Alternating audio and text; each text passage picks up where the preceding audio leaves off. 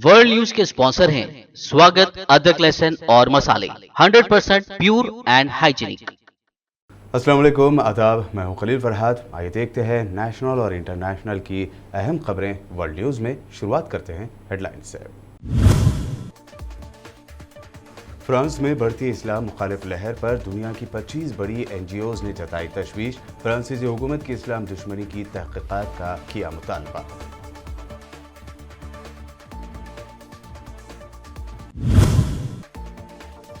तालिबान और अमेरिका के दरमियान बातचीत की मेज़बानी कर सकता है तुर्की। अमेरिका ने की दरख्वास्त, कहा बातचीत हुए मजबूत, इसलिए तुर्की करे मेज़बानी।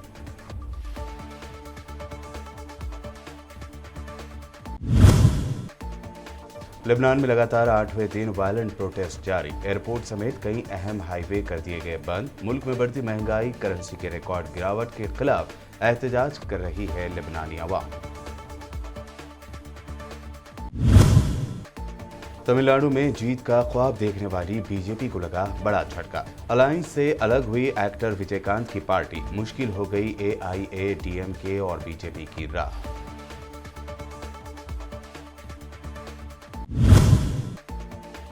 तमिलनाडु में 3 सीटों पर इलेक्शन लड़ेगी MIM। असदुद्दीन ओवैसी ने दिनाकरन की पार्टी AMMK के साथ बनाया अलायंस। 6 अप्रैल को होगी वोटिंग।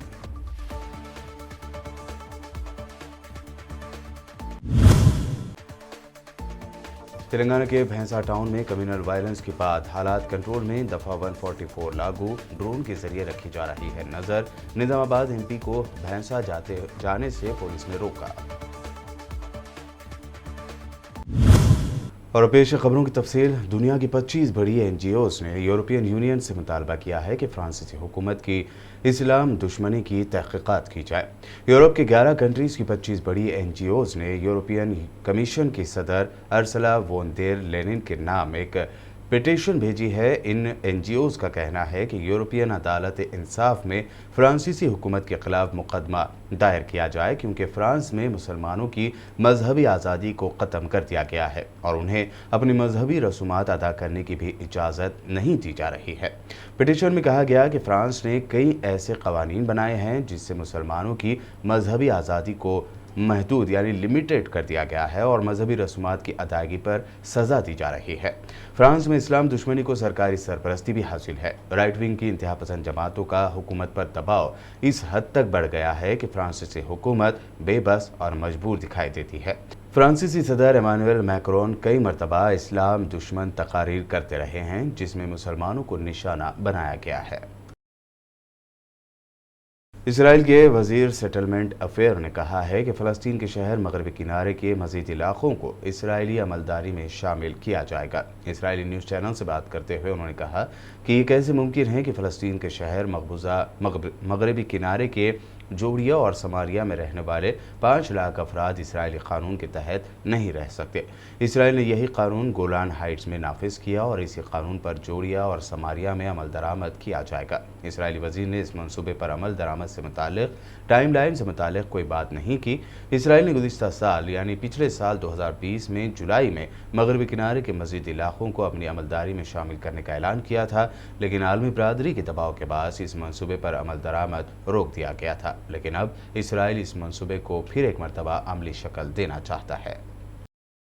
अमेरिका ने दरख्वास्त किया है कि तुर्की तालिबान और अफगान हुकूमत के अमन मज़ाकरात के अगले दौर की मेज़बानी करे। अमेरिकी फ़ॉरेन मिनिस्टर एंटोनी ब्लिंकन ने तुर्क फ़ॉरेन मिनिस्टर को एक लेटर भेजकर दरख्वास्त की है कि तुर्की अफगानिस्तान में पायदार अमन के लिए दोनों फ़रीक़ैन के दरमियान होने वाले मज़ाकरात की मेज़बानी करे। अमेरिकी फ़ॉरेन मिनिस्टर ने एक लेटर अफगान सदर अशरफ गनी को भी भेजा है, जिसमें कहा गया है कि अमेरिका चाहता है कि तालिबान के साथ होने वाले मज़ाकरात का आइंदा दौर तुर्की में किया जाए। इस लेटर में फ़िलहाल वक्त का तयन नहीं हो सका है, लेकिन अमेरिका एक इब्तिदाई नतीजे पर पहुंचा है कि अमन बातचीत के दौर को आगे बढ़ाने के लिए दोनों फ़रीक़ैन को चाहिए कि वह तुर्की में मज़ाकरात करें, ताकि एतमाद की फ़ज़ा को कायम करके मुस्तक़बिल के मंजिल का तयन किया जा सके। आलमी जोहरी तवानाई एजेंसी यानी IAEA का कहना है कि ईरान ने नतांज एटमी प्लांट पर जदीद IR-2M सेंट्रीफ्यूजेस के जरिए यूरेनियम की अफजूदगी शुरू कर दी है।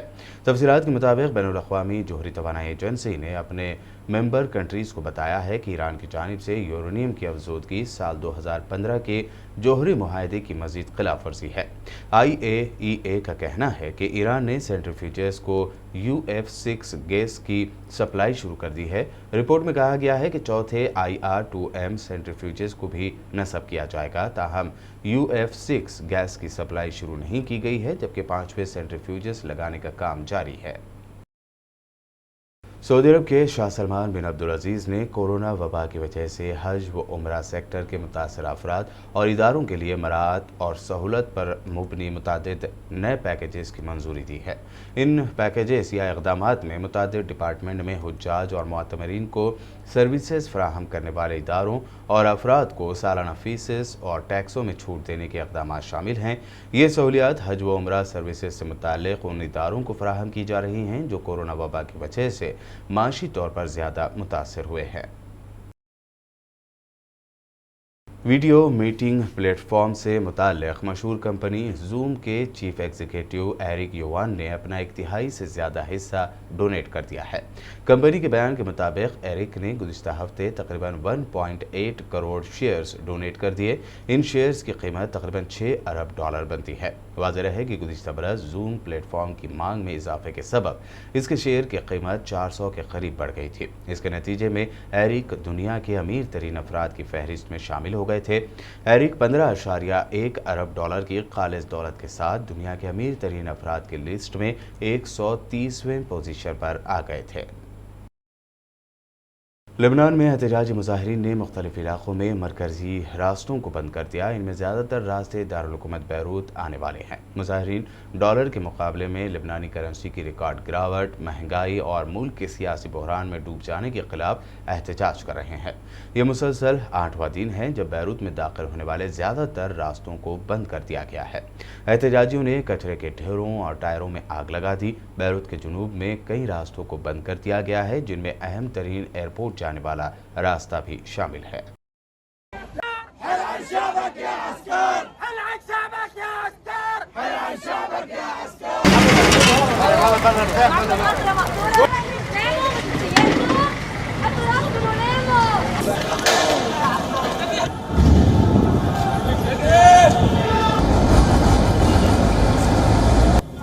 वर्ल्ड न्यूज़ में वक्त हुआ है एक शॉर्ट ब्रेक का। ब्रेक के बाद भी देखेंगे नेशनल न्यूज़। जल्द लौटते हैं।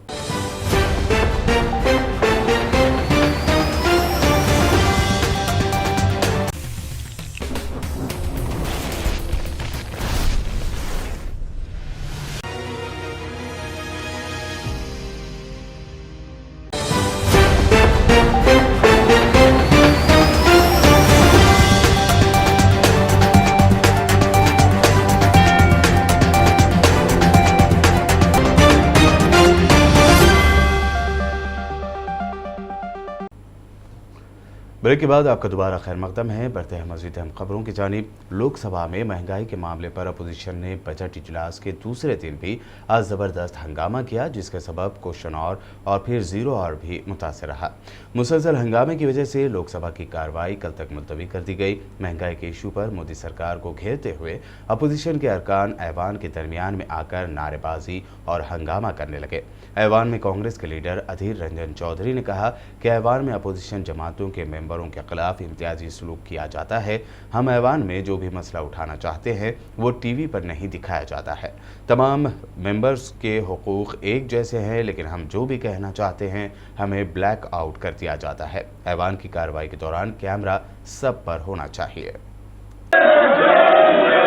आपसे पंजाब की जनता पूछेगी कि आपको हमने चुनकर भेजा था प्रश्नकाल पूछने महत्वपूर्ण विषय पर।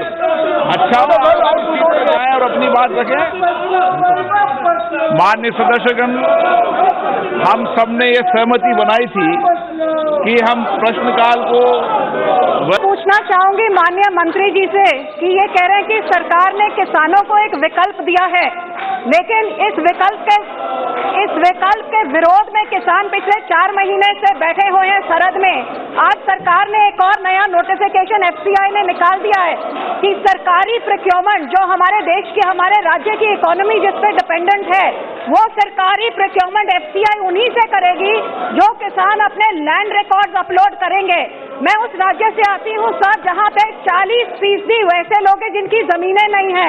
कोई अपने राज्य से बाहर गया है तो अपना जमीन ठेके में दे देता है, कोई विदेश में बैठा है वो अपना जमीन ठेके में दे देता है, उसके पास जमीन नहीं है किसी जमींदार से लेके देता है। अब एफसीआई के सर्कुलर के हिसाब से जब तक वो लैंड रिकॉर्ड अपलोड नहीं करेगा, एफसीआई सरकारी खरीद नहीं करेगी, तो ये 40% ये बेजमीन वाले किसान कहाँ जाएं? Question number 202 Sunita Duggal ji. Question number 202। माननीय मंत्री जी।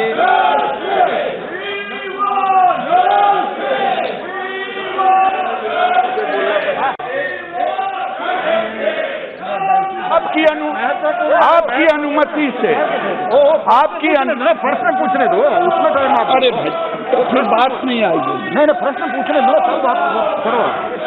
Will the be pleased to state the Tamil Nadu में अप्रैल में होने वाले इलेक्शन से पहले यहां जीत का ख्वाब देखने वाली बीजेपी को बड़ा झटका लगा है। एक्टर विजयकांत की पार्टी डीएमडीके ने बीजेपी और एआईएडीएमके के अलायंस से हटने का फैसला करते हुए कहा है कि 3 फेज की बातचीत के बावजूद हमें उतनी सीटें देने से इनकार कर दिया गया है जितनी हम मांग रहे थे। तमिलनाडु में एक ही फेज में 6 अप्रैल को इलेक्शन होगा, जबकि 2 मई को रिजल्ट जारी होंगे। करिश्माई लीडर जयललिता और एम करुणानिधि की मौत के बाद तमिलनाडु में ये पहला असेंबली इलेक्शन है। एक्टर विजयकांत की पार्टी के अलग होने के बाद बीजेपी को करारा झटका लगा है, जो इलाकाई पार्टियों के साथ इलेक्शन लड़कर इख्तिदार पर काबिज होने का ख्वाब देख रही थी। पिछले 1 साल के दौरान मुल्क भर की मुख्तलिफ रियासतों में होने वाले इलेक्शन में अपनी अलग पहचान बनाने वाली मजलिस इत्तेहादुल मुस्लिमीन पार्टी ने अब तमिलनाडु में इलेक्शन लड़ने का ऐलान कर दिया है। पार्टी सदर असदुद्दीन ओवैसी ने farmer central minister TTV Dinakaran की पार्टी एएमएमके के साथ अलायंस बनाया है। इसके तहत एमआईएम 3 सीटों पर इलेक्शन लड़ेगी। दिनाकरन शशिकला के भतीजे हैं। जयललिता की मौत के बाद उन्होंने एएमएमके पार्टी बनाई थी। साथ ही जयललिता की सीट राधा कृष्णन नगर पर होने वाले बाय इलेक्शन में दिनाकरन ने रिकॉर्ड वोटों से जीत दर्ज की थी। जनाब दिनाकरन साहब की जो पार्टी है एएमएमके से अलायंस हुआ है और तमिलनाडु के इस असेंबली के इलेक्शन में एमआईएम पार्टी इस अलायंस में 3 सीट पर उनके साथ लड़ेगी। एक वानियमबाड़ी, एक कृष्णागिरी और एक शंकरापुरम। और साथ ही साथ हम इस अलायंस का हिस्सा हैं। हम लोग जॉइंटली इलेक्शन कैंपेन करेंगे और हमारी 12 तारीख को चेन्नई में YMCA ग्राउंड्स पर शाम में एक पब्लिक मीटिंग भी होगी। और आज आपको मालूम होगा कि हम लोग इस अलायंस में साथ हैं और हमारी पूरी कोशिश होगी कि तमिलनाडु की पॉलिटिक्स में जो हमेशा डीएमके लेड अलायंस या एडीएमके लेड अलायंस होता है, तो एक थर्ड ऑल्टरनेटिव के तौर पर मुझे यकीन है कि मिस्टर दिनाकरन की लीडरशिप में एएमएमके या एआईएमआईएम और दूसरे जो पार्टीज इस अलायंस में होंगे, हम लोग एक थर्ड ऑल्टरनेटिव बनकर तमिलनाडु की आवाम के पास जाएंगे। और मुझे यकीन है कि तमिलनाडु की जनता अपनी मोहब्बत से और अपनी आशीर्वाद से जनाब दिनाकरन साहब की पार्टी एएमएमके को और इस अलायंस जितने पार्टीज है उनको अपनी दुआओं से नवाजेगी। ये हमारी कोशिश होगी। तृणमूल कांग्रेस की कृष्णानगर से उम्मीदवार कोशानी मुखर्जी ने बीजेपी पर जमकर तनकीद की है। ममता की काफ़ी करीबी माने जाने वाली कोशानी मुखर्जी के बारे में ये अफवाहें थीं कि वो भी बीजेपी में शामिल होंगी। ताहम ममता बनर्जी ने उन्हें कृष्णानगर से उम्मीदवार बनाया है। कोशानी मुखर्जी एक्ट्रेस भी हैं। उन्होंने बीजेपी पर सख्त तनकीद करते हुए कहा कि बीजेपी के ज़ेर इक़्तिदार रियासतें ख़वातीन के रेप के गढ़ यानी सेंटर बन चुके हैं। कोशानी ने अपने एक वीडियो पैगाम में कहा कि ममता बनर्जी ही वो अकेले खातून हैं जिन्होंने बंगाल ही नहीं बल्कि हिंदुस्तान का नाम रोशन किया है। उन्होंने दावा किया कि ममता बनर्जी की स्कीमों की आलमी सतह पर तारीफें की जा रही है। दिल्ली के डिप्टी सीएम मनीष सिसोदिया ने आज दिल्ली असेंबली में पहला ई बजट पेश किया। इस दौरान मनीष सिसोदिया ने बड़ा ऐलान करते हुए कहा कि दिल्ली में वर्चुअल मॉडल स्कूल की शुरुआत की जाएगी, जिसका फायदा कोई भी दुनिया के किसी भी कोने से बैठकर उठा पाएगा। उन्होंने कहा कि दिल्ली में वर्चुअल मॉडल स्कूल की शुरुआत होगी। ये दुनिया में अपनी तरह का पहला स्कूल होगा जहाँ कोई चार दीवारी नहीं होगी और दुनिया के किसी भी कोने में बैठकर आप दिल्ली के एजुकेशन मॉडल का फायदा उठा पाएंगे। ऐसे स्कूल की डिजाइन का काम भी शुरू हो गया है। कोलकाता में आज आतिशबाजी के दिल दहला देने वाले हादसे में 7 लोगों की मौत हो गई है, जबकि एक और जराये ने 9 लोगों की मौत की खबर दी है। ये वो लोग थे जो आग पर काबू पाने और लोगों की जिंदगियां बचाने के लिए दौड़े थे, लेकिन अपनी जिंदगी हार गए। शहर के स्टैंड रोड में ईस्टर्न रेलवे की बिल्डिंग के 13वें फ्लोर पर आग लगने के बाद अफरा तफरी का माहौल हो गया। लोग अपनी और दूसरों की जान बचाने के लिए दौड़ पड़े। कुछ ही देर में फायर ब्रिगेड और इमदादी टीम भी राहत के कामों में जुट गई, लेकिन बचाव कार्य के काम में मसरूफ 7 एहलकार अपनी जिंदगी की जंग हार गए। तेलंगाना के भैंसवा शहर में इतवार की रात हुए कम्युनल वायलेंस के तीसरे दिन हालात फिलहाल काबू में बताए जा रहे हैं, जबकि शहर में दफा 144 लागू कर दिया गया है। होम मिनिस्टर मोहम्मद महमूद अली ने भैंसा वायलेंस के बारे में फ़ोन पर अपडेट हासिल की है। पूरे भैंसा शहर में इंटरनेट भी बंद कर दिए जाने की भी खबर है ताकि अफवाहें ना फैले। इसी तरह ड्रोन कैमरों के जरिए निगाह रखे जाने की भी खबर सामने आई है। इसके अलावा सड़कें सुनसान हैं, तालीमी, सियासी और तिजारती सरगर्मियां बंद हैं। नए लोगों को पुलिस भैंसा शहर में दाखिल नहीं होने दे रही है। पुलिस सीसीटीवी फुटेज की मदद से भी वायलेंस के जिम्मेदारों को ढूंढ रही है। खबर है कि इतवार को होने वाले कम्युनल वायलेंस में अब तक 13 लोगों के जख्मी होने की बात सामने आई है, जबकि 28 मुश्तबा मुलजिमों को गिरफ्तार किया गया है। वहीं शुरुआती जांच में 6 टू व्हीलर, 2 ऑटो, 2 कार और 16 दुकानों को नुकसान पहुंचा है। इस दौरान भैंसा टाउन जाने की कोशिश करने वाले निजामाबाद के बीजेपी एमपी डी अरविंद को पुलिस ने हिरासत में ले लिया। निजामाबाद पार्लिमानी हल्के की नुमाइंदगी करने वाले अरविंद भैंसा टाउन में कम्युनल वायलेंस के मुतासरीन से मुलाकात करना चाहते थे। पुलिस ने उनको हैदराबाद की बंजारा हिल्स रोड नंबर 2 पर ही रोक दिया और उनको एहतियाती तौर पर हिरासत में ले लिया।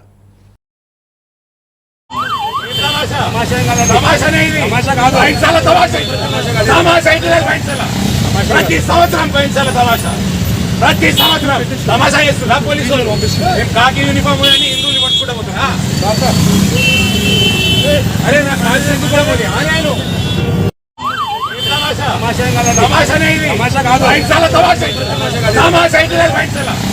ప్రతి సంవత్సరం పెంచాలి ప్రతి సంవత్సరం తమాషా చేస్తున్నా పోలీసులు మేము కాకి యూనిఫామ్ అని హిందువులు పట్టుకుంటా పోతున్నా अरे ना राजू కూడా పోనీ నేను తమాషా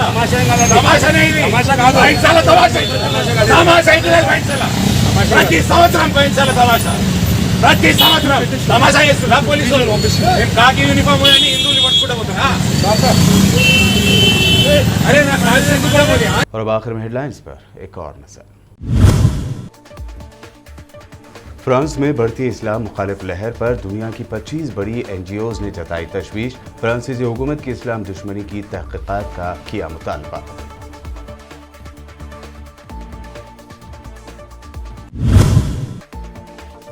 तालिबान और अमेरिका के दरमियान बातचीत की मेजबानी कर सकता है तुर्की। अमेरिका ने की दरख्वास्त, कहा बातचीत हुए मजबूत, इसलिए तुर्की करे मेजबानी।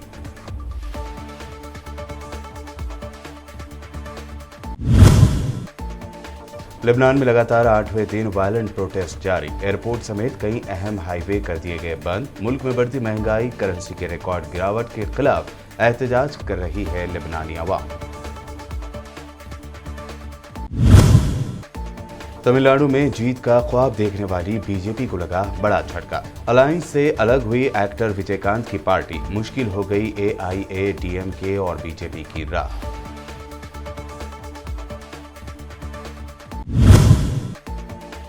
तमिलनाडु में 3 सीटों पर इलेक्शन लड़ेगी MIM। असदुद्दीन ओवैसी ने दिनाकरण की पार्टी AMMK के साथ बनाया अलायंस। 6 अप्रैल को होगी वोटिंग।